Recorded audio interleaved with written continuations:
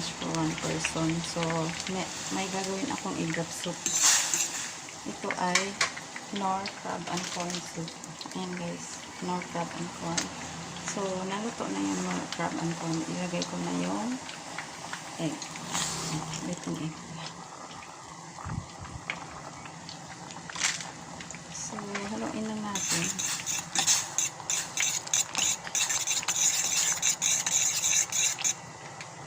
Ready to serve na yan siya guys.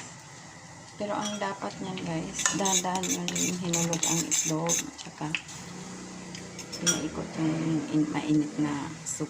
Pero okay na yan. Kasi nagmamadali ako. Gutom na yung kakain. So, ito na yung brunch niya. Breakfast, tsaka lunch. May egg drop soup na Knorr. Tapos may garlic rice. May bistik Tagalog. Tsaka itong pork meatballs. So, yan. Thank you so much guys for watching.